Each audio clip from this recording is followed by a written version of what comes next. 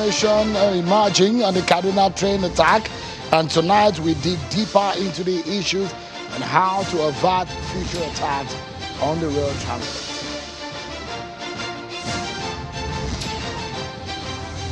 Today, the NNPP held its national convention with former governor of Kano State, Robbie Musu coming on board after dumping the PDP. They say they're posed to change the scheme of things in Nigeria's politics.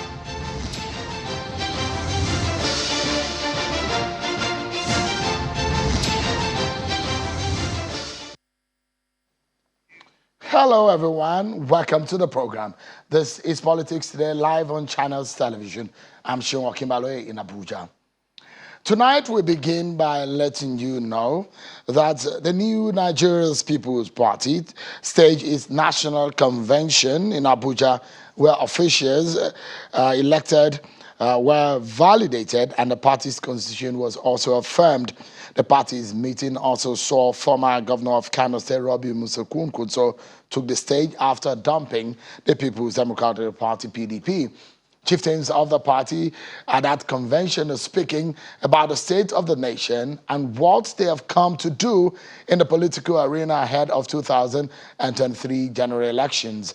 They're talking about how they can change the scheme of things in economy, in security, and of course, the welfare of Nigerians.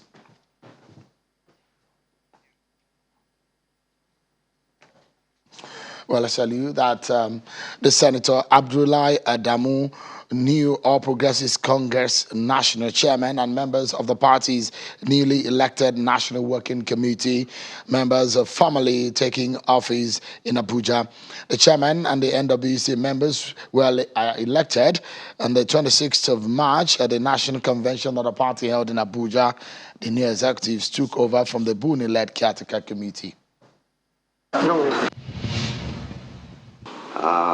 We have done our best from the registration to the congresses and the wards, local governments, states, and up to the convention.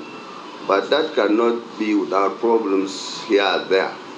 But by and large, we have succeeded. We can say we have recorded 70% success. We have a major event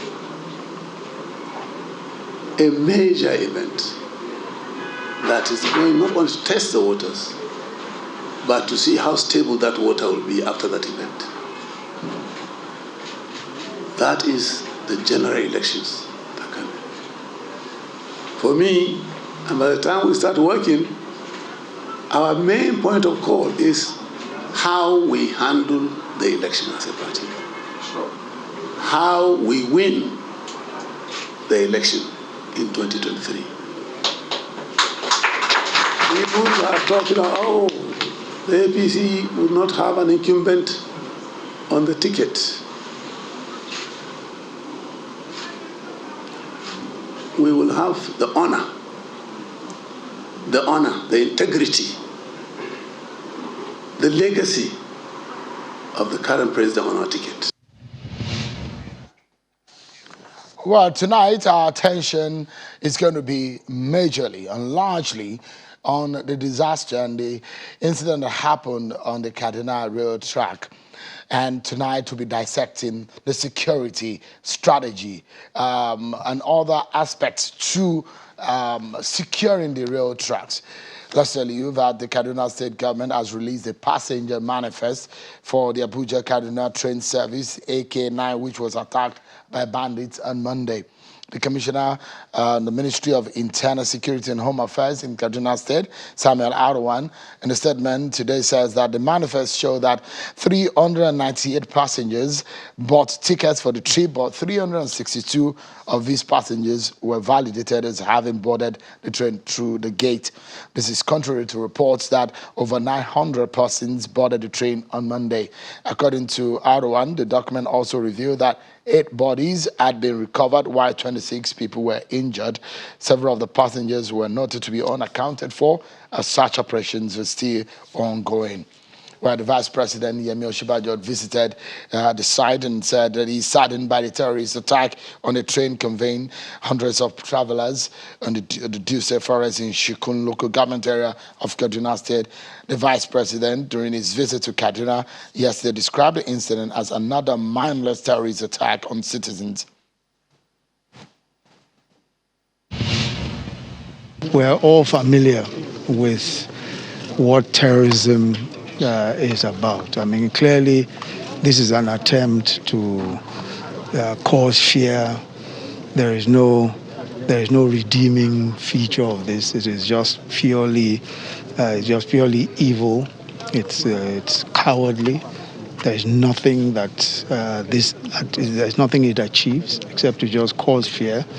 And for some people, of course, there might be profit, those who are trying to kidnap and all of that. But I think that it also reinforces our own belief that we must continue to provide the kind of security and surveillance that is required on the rail tracks.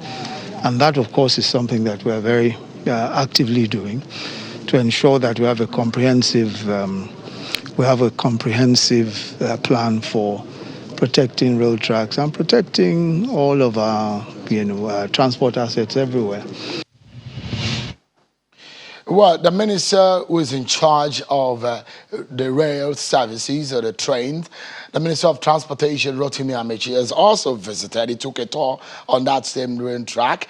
And after he studied a few revelations that the minister had to give based on the emotions that came on realization of the dastardly act committed by these terrorists on the train service. And these are some of the things that the minister had to say after he saw for himself what has happened on the ground. Take a listen to the Minister of Transportation, Rotimi Amechi. We knew what the problem would be. We knew we needed to have digital security equipment. We told the contractors what we needed. We applied for it. Because if we had those equipment, you will see anybody on that track, for Christ's sake. And I want that lives will be lost. Now lives are lost. 8 persons dead, 25 persons in the hospital. We don't know how many persons have been kidnapped. And the cost of that equipment is just 3 billion naira. The cost of what we've lost is more than 3 billion naira. We've lost tracks, we've lost locomotives and coaches, we've lost human beings. And the equipment is just 3 billion naira. To fix those equipments now, to fix all the things on that track, will cost us more than 3 billion naira. And now even the things we wanted to buy, we say give us approval to buy. We need to give us money. Give us approval to buy. At the time we asked for it, the dollar was 400 naira. Now if we're going to buy it, we're going to buy it at 500 naira. You know, when you come with sincerity to government and your colleagues and people are stopping you, it is annoying. You can see the frustration of the minister. And this tonight, our attention is how we can avert this kind of situation. Embarrassing, sad, and the fact that Nigeria is still looking for those who are unaccounted for in the over 360 passengers that are believed to be on board. Stay with me, everyone, because my guests tonight are going to be giving insight into what should be done, what really happened, and how to avert this kind of disasters. We need to give you some of your roundup stories.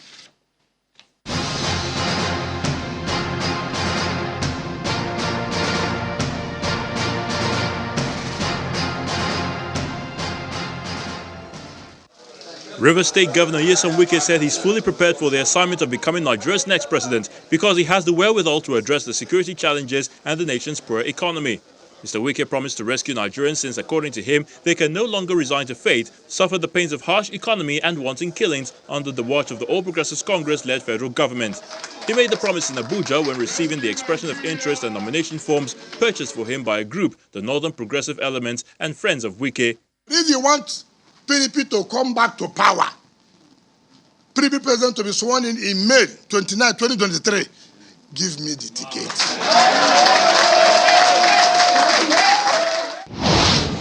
The Social Democratic Party in Delta State has expressed confidence in winning the 2023 elections in the state with a landslide. That's the promise of the chairman of the party in the state, K. Idawane, who advised those seeking elected positions in the state to consider using its platform. Mr. Idawane, who was speaking during the opening of the State Executive Committee meeting, promised that the party would provide a level playing field to all aspirants. He's confident that the era of ballot stuffing and snatching, as well as massive thumb printing, might be over with the new Electoral Act, adding that going forward, only the popular candidates will win.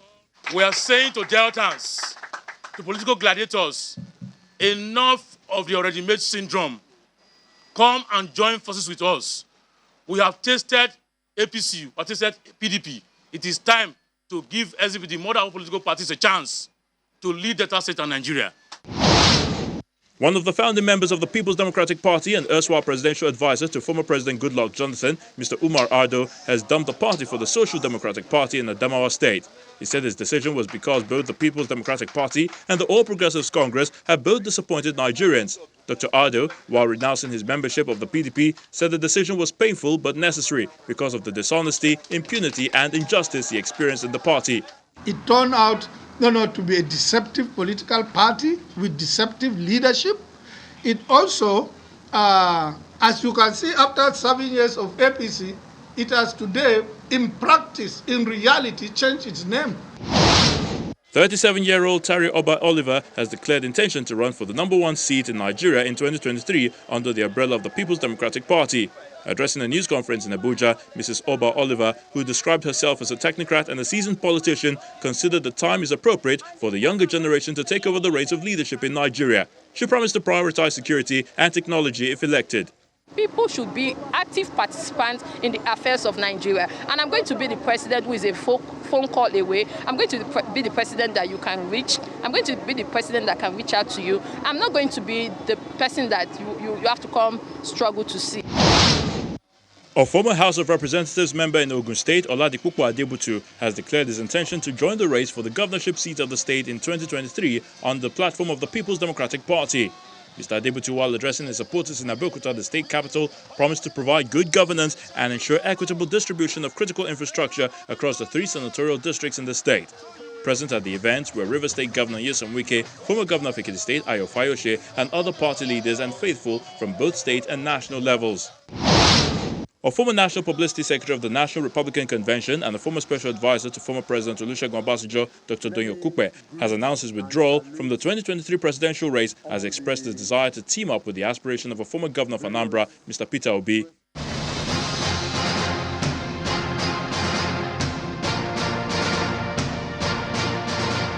Thank you so much, everyone, for staying with us. Our major story tonight is the sad story of the bandits or the terrorist attack on the train line from Abuja to Kaduna.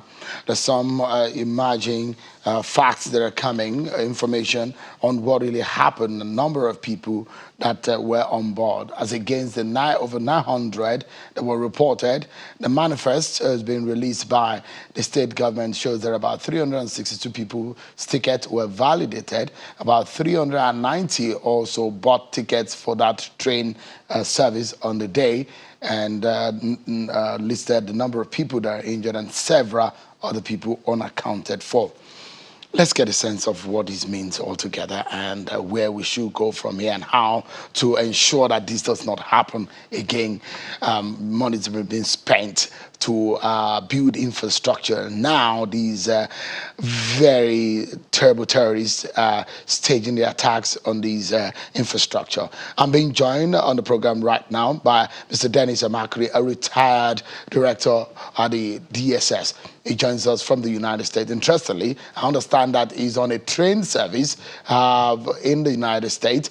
Mr. Amakri, thank you so much for joining us tonight. Those who have criticized that there's a problem of intelligence that we've suffered in this attack that we've seen, give us a sense of what this means for our security. It does look that we may have tamed these terrorists for some weeks. In the last few weeks, there have been some quiet, but now there seems to be some resurgence in the attacks.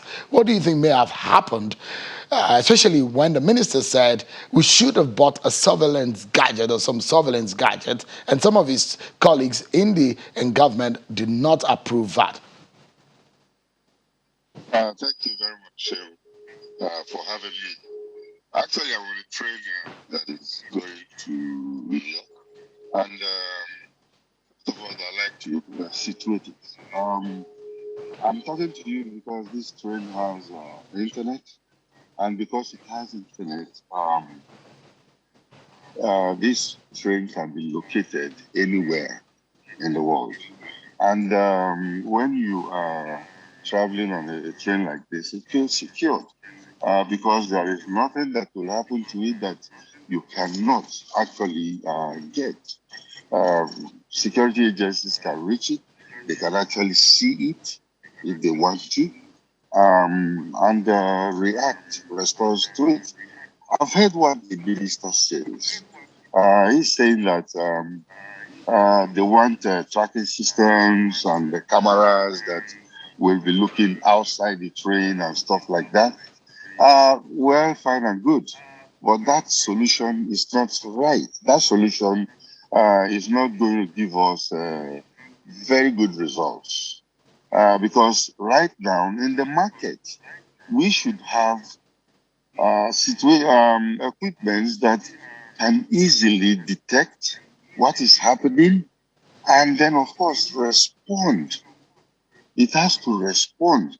We cannot just see them that they are coming, and then, of course, what do we do? The question of response is the major issue. And of course, when you are responding, is to deal with those people that are causing the problem for you on the road. So the big question here is how then do you secure the very long kilometers of these tracks that cut across several communities and it cuts across, it links several states of the Federation, because now it's not only Abuja-Kaduna. We have other train tracks across some other states from Lagos to Ibadan and all of that, which the federal government says it wants to link most part of the Federation. How do we secure these tracks? Okay, to secure the network of tracks that we have, it's not by putting cameras all along the rails or putting sensors around the rails. You first of all you have to do a risk assessment. Get even the state security service to give you a very good risk assessment because they have people who are specialized. The risk assessment, you look at the best solution now, which is being used by even other countries, is the blanket, security blanket that you can use. The eye in the sky. The eye in the sky. It cannot be vandalized. It cannot be seen. It cannot be destroyed. And then that eye in the sky will tell you exactly what is happening on the rail tracks. All of them. You can see from the beginning to the end of what is going to happen. If there are people that are going to approach it, you will know. Now, after knowing, there comes the important part, response. Now, when we are responding, we know we cannot send troops from Abuja or Kaduna to start driving all the way down there. So what you need are drones. Now, these drones are not just the ordinary drones that we talk about. We're talking of predator drones. Predator drones. And these drones are armed. And because they are armed, they could do a lot of things. If there are people that are trying to attack or ambushing the train, they should be able to clear them out before the train arrives. And these things are in the market. Now, if we have very good relationship with the United States, the predator drones that they've even used in Afghanistan are being retired in the United States here. And as friends to the United States, we should be able to approach the government to either lend us or buy them outright for our use. I mean, why? Because this is not the first time security experts like yourself have spoken about the use of drones and how we can use unmanned gadgets to play surveillance role in our security architecture. How difficult is it to get all of this done? Because we understand that there was a United States military operations to rescue some United States citizens that were abducted in the northeastern region of the country. That was not a largely physical operations on the ground, where the boots are mostly on the ground. It was largely done remotely, digitally. I mean, what does it take, or what does it entail to be able to get all these unmanned gadgets working in the interest of protecting lives and property in Nigeria? Okay, now I was talking about the Predator drones. The Predator drones are remote piloted um, aircraft systems, and these remote piloted aircraft systems are controlled on the ground. We can have different ground stations in Abuja, in Kaduna, in Port Harcourt, because even besides the rail system, these things can also protect oil pipelines, and these are the pipelines that will be losing money on. Now, they are being controlled in a control center that sees them. And like I said, they are not just the ordinary drone that we're talking about. We're talking of predator. Predator means they are armed. They are armed and they can attack. And when you have, like the one they use in Afghanistan, which is the laser guided hellfire guns that were mounted on those drones, the Predator became a success overnight because they were taking out the terrorists and insurgents in Afghanistan very easily. And this is what we need at this time. It's not just going or listening to somebody who wants to sell security equipment. You have to do a risk assessment. You have to know exactly what the problem is, and of course, how to clear that with a very good solution. So yes, I hear what the minister has said, but I think you should go further, talk to the state security service, and then of course, even private security contractors who can give a very good fit to purpose solution to this. Okay, then another question now is those who are unaccounted for. And those numbers we do not know right now. Based on the information released by government, we do not know how many of them that are unaccounted for. But in essence, how do we, in terms of patrol and search and rescue operations, it's been almost 48 hours since this incident has happened. How easy is it to locate them, talking about military operations or police or search and rescue operations? Yeah, that's another area. Thank you for that particular question. I think when things like this happen, we tend to just put our hands on our head and cry. We have the minister going to visit the area, and then the vice president was also there. There is no need for all those visits. I can tell you this. There is no need for all those visits. The security response team should be, immediately this has been reported, should be on the track of these people. And I believe they were not too far away, because from what I'm hearing, that regional area where this incident happened, the whole area is infested with terrorists, people that are bandits before. And they should, in fact, the DSS have some job to do there where they have to penetrate that area. And then, of course, know these people, be on their tail, don't allow them to rest, and then do a rescue operation. Because what is happening right now is a situation where they've gone in there, they are just relaxing, waiting for phone calls to come, and then we will start arranging for ransom to be paid to release people. No.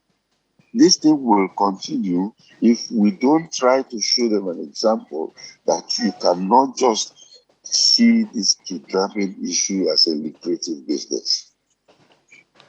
All right. Let me bring in yet another perspective into this conversation. I'm being joined now by the Senate Chairman on the Army, Senator Ali Ndume. Thank you so much, distinguished Senator, for coming on tonight. Thank you very much. Such a scenario that is playing out for the last few weeks. It does look like the bandits' attacks and their activities had reduced. But all of a sudden, it does look like they now have some new drive, some fixation on our rail tracks and our railway system. What do you think is going on? Well, honestly, it's very unfortunate, it's very embarrassing, and it's very sad. And actually, the government needs to really stand up, because there is this house that's saying that say ansam fili ake shenya. It means it's only when you get a space that you hang your clothes. These bandits have been doing this intermittently and getting away with it. Nobody has been arrested, nobody has been prosecuted, nobody has been punished for that. And then when these incidents happen, no immediate action is taken. And I think that something needs to be drastically done in order to curtail these things. Otherwise, after some time, as he rightly said, people will start discussing about paying ransom and then all that, because they have taken the people to a... Thank you so much, everyone, for staying with us. Apologies for the outage of the connection. There was due to some breakdown in satellite connections, but we're back fully now. Thank you so much, everyone, for staying with us. We'll be speaking with Senator Ali Ndume, the chairman of the Army Committee in the Senate. Thank you so much for your time, distinguished. I mean, some of the figures and some of the information coming, and they're not quite pleasing. And I was asking what led to the resurgence, and perhaps these terrorists, the bandits, they now have some kind of appetite to attacking train stations and train facilities. What do you think could be responsible? Well, as I said, I cannot actually say that, but the reason why this is happening, but what I know is that the security apparatus in the country are doing their best, but more needs to be done to either to be proactive in order to avoid such an act. From what I'm getting, my own thinking is that this, the bandits or the terrorists, as you call them, were well prepared for this. And they acted and left in the time that the army could not properly respond in time, the armed forces, even though from where that event happened, the Nigerian army were on ground. Otherwise, the situation would have been worse. The passengers confessed on that. The internal security available within tried their best, but that was not good enough. We've lost 8 lives sometime. They are talking about 9 now, and then many injured and many missing. But my concern is, how come 48 hours after that, no news? Because When the information, the information that we have distinguished now, based on the manifest that was released by the state government, says about 398 people bought tickets. 362 of these passengers were validated.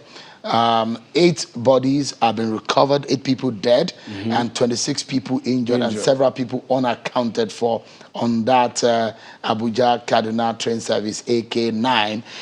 Some reports were that they were up to 900, but as against, this is the official information coming from government. But the question is, those who have said intelligence is a major problem.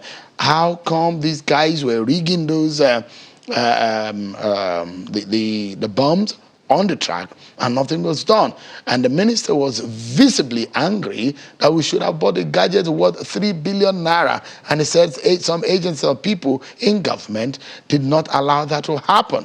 Shouldn't we be looking in that direction to probe what really happened? Yeah, we're getting to that. But before then, let's address the issues. The issue now is how many people are missing, we don't know. We don't know now. We know 8 people died, that is it. But my question, and we have invited the army already and they're coming to see us, to tell us, well, they intervened and the passengers confirmed that it was more on time. But after that, where are these people? I mean, up to now, we cannot say, this is where they are, or some security agencies cannot say they'll get these people that, And I understand that there were so many of them on motorcycles, and they came with buses. The buses that they took people and put them and left with and them. ferried them away. So it's not like flying or... They were well prepared, they were armed enough, they were orchestrated. Prepared, definitely. They strategized very well for this attack. But another one happened just less than 24 hours afterwards. On the road. Yes. Yes. But what surprises me is, by now, left to me, there should have been a situation room, an information, center that will be telling people what is happening every time. But maybe for security reasons, as usual. But Senator, if the information on what governor of Kaduna State, whatever he said, is anything to go by, on the fact that these bandits and these terrorists, they know them. They know where they are. They can listen to them. The governor said that they can listen to their communication. But the problem is that they are not being attacked on all angles. Wait, Sheung, that is what I really don't buy into. As a chairman Senate Committee on Army or a senator of this country, if I know anybody that has anything to do with that and there are facts, why don't you bring them out? If you say you know somebody, I will mention it. Sheung is, I know. How? This is what he did. No, but how come you say there are people The point he said, he made was that they are being able to, they're able to listen to them. If you listen to them, and they can listen to them, and that the fact that he was asking that they need to be bombarded on all angles, so they can flush them out. If that is the case, why is it not being done? Let me tell you that all these things, if you look at it deeply, there is a lot of complacency in it. You have the MTN services. These people are using phone. You can track. With today's technology, people are taken away and you say you don't know where they are? No, let's be serious. And coming back to what the minister says, I get angry too. How can you put all these people every day on the average of 1,000 are moving around, and then the ministry will ask for money to buy gadgets and drones? These are mostly off-the-shelf items. You can order them, import them, or air freight them immediately and install them in 2-3 days. But you know what will happen in Nigeria now next is, they will go to TV and show that we have purchased so, and the bandits will watch it. They know where there is going to be installed. These are things that are supposed to be in place. And these are things that are not supposed to go through what they call due process. The due process is to put everything that will secure the life of people. And it will expose them. And what happened in this case is, I don't know, because this system is terrible. People will frustrate this kind of process, and as you can see, the minister was angry, and that means there was a lot of frustration in the process of procurement. He said it. They didn't even approve the money, according to him. So he said it's 3 billion and wasn't approved. And they are approving. And it's angry that people are dead now. And they are approving money for trivialities, nonsense. Every consultant this, and now even this one, they will say, okay, let's employ a consultant first, so that out of 3 billion, a consultant will be paid 5%. That's 1-something billion, isn't it? Or 100 and something million. That's all these people do in this government. I have said it several times. There is a lot of kleptocrats in this system. And the government needs to do something about it. Senator, let's wrap up and look at it in this way. What do you think is the solution? You are the chair of the Army Committee. How can we stop? Because a lot of people have taken this train service as alternative because the roads are not safe. I'm not defending the Army, but the Army has a lot on its plate. Too much. Things that are not... Army has nothing to do with securing terrain road. It's not.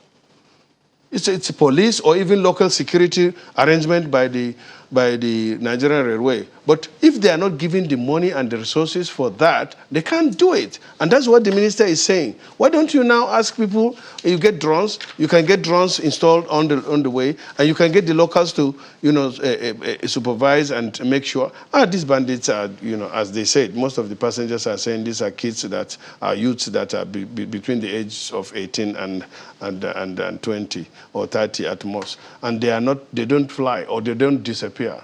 They came in groups, 200, and then all of a sudden they disappear, and nobody can say, no, we got 10 here, 20, or even that is if they disperse themselves. And they probably have traveled several if kilometers. You talk like this, people start thinking, oh, this guy is just a senator or a politician, he doesn't know what he's doing. If I'm in the army or in the police, I would have been an IG now or retired. So it's high time we hold people responsible.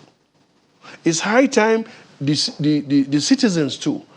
How can you say now in Abuja, if something happens in this place, channels, and then I'm not praying for you to be attacked or something like that, but if something happens, within minutes, the information will be on the social media. But what will happen around? Why don't you condone this place? Why don't you deploy people? If you do that, you cover this area, why don't you have additional people? And then the question I'm saying is, what of your neighbors here? If something happens in the channel, people here will know. Why wouldn't they report? And Nigerian citizens too are complicit because these people live in villages. They don't are afraid. They operate with people. They go to the markets now. They'll go and get food for these people. What about the intelligence? Distinguished, we need to leave it at that. Probably, I think before the week runs out, if you have time, that we can discuss this further when you have met the Army Committee. Yeah, we are meeting the committee, but not this week. It's going to be Thursday. Yes. Okay. And let me say that, again, I spoke with the COAS. He was right on time. The next day, he was there himself. It's not an external aggression. All yes, right. It's terrorists, but this is the work of police, SS, and all that. All right. Distinguished, thank you so much for coming on. I really appreciate it. Thank you so much for coming.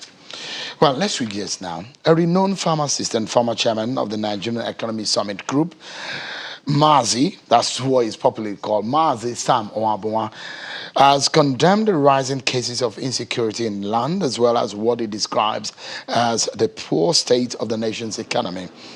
Owabuwa, who was speaking shortly after picking his expression of interest from in Abuja, calls for the total rejigging of the nation's security apparatus. He also lists areas of interest he hopes to focus on if elected president in 2023. Our focus is to turn Nigeria into an investment heaven, where there will be foreign investment and local investment will be promoted by a combination of a strong foreign investment inflow and local investment motivation. We will create businesses, we'll create programs, we'll create projects, because investments create businesses, create programs, and create projects. These programs, projects, and businesses will create jobs. I'm now being joined by the renowned pharmacist and former chairman of the Nigerian Economic Summit Group, a presidential aspirant on the platform of the People's Democratic Party, Sam Owabuwa. Thank you so much for coming on tonight. Thank you, Shane, for having me. So you made true to your promise to run in this race and you have obtained the form. I'm not a kid. When you see an old man standing in the sun in a hot afternoon, you just don't go and tell him, old man, get out of the sun. Because he knows it's on and he knows the heat. What you can do is say, Baba, I hope all is well. Because an old man does not come out in the sun except what has sent you to the sun, Mr. Owabuwa? Just the discussions you were having with Senator Alain Dume. I empathize with Alain Dume because he tries to restrict himself. He once in a while he sets free, but he comes back because he's in a government, in a party that has failed the nation. And I think we need to come to that conclusion that they have done their best. But when your best is not good enough, as he has said, we need to admit it and then ask for help, seek help. So I'm here to offer that help. And you perhaps have seen yourself becoming Nigeria's president. Maybe in your inner mind or in your dreams at some point you have sat on the chair as the president of the Federal Republic of Nigeria. That's happened to you a few times in your imagination, isn't it? Correct. And the question is that, do you see this happening really, for real? It's going to manifest in 2023 by the grace of God, because things happen. And they happen first because you have an inner conviction, you have the capacity and the capability, you feel able. A problem is persisting, a problem is becoming chronic, our economy degenerating, poverty is climbing the hills, joblessness is filling the nation, and we can't even be secure anymore. Simple secure, you can't travel by road, you can't travel by air, you can't travel by... And you have the solution, Mr. Onhobo. I do have the solution. I mean, and that's why I'm here. You're a pharmacist. Yes, sir. You come with the medication, isn't it? Well, you have the diagnosis. I have the key. You have the diagnosis too. This is the key, yes. I have the diagnosis and the key to solve it. All right. I mean, and when we look at it, you are an outsider. As far as core politics is concerned in Nigeria, an outsider, I'm not sure you have the deep pockets compared to some of the other the heavyweights in your political party. Sure, let me tell you something. There's always a time for a change. In the life of a nation, the life of a community, you see some kingdoms rise and fall. Trends go up and down. Even fashion changes. The wickedness in this country, captured in the way power is bought, must come to an end someday. It's not the way it's all over the world. People respect what you bring to the table. They respect your intellect, your vision, your idea, your capacity, your capability, your competence, your character, your courage. That's what people respect. Donald Trump became president of the United States of America. He wasn't a very old politician. He hadn't been in politics, at least partisan politics, for too long. Deep pocket is important because politics is expensive. But in our case, Obama became president. He didn't have all the money. And some of the presidents we have had in Nigeria, I don't know how many of them had deep pockets. What we need to see is people who buy into this vision, who do not want this country to continue to go the way it is. So as an outsider, the question is that how, because there are a lot of players who have been on the ground, who have been wanting to be president in your political party. They've made a lot of tries in the past years. So come and see a pharmacist who just come into the fray and says, look, I need to be the president and I need the ticket of this party. PDP is the second biggest political party based on what politicians are saying. What gives you the confidence that you can beat the likes of Peter Obi, the likes of Nyesom Wike, the likes of Atiku Abubakar, Bukola Saraki, to mention but a few? Yeah, what gives me the confidence is that if you look at my profile, if you look at what I'm coming, my vision, the character that I come to this job, you will begin to see that I compare favorably. Because it is not how long you've been at a job. And if your productivity is mediocre, if your output is not sufficiently exciting, the length of service is not very important.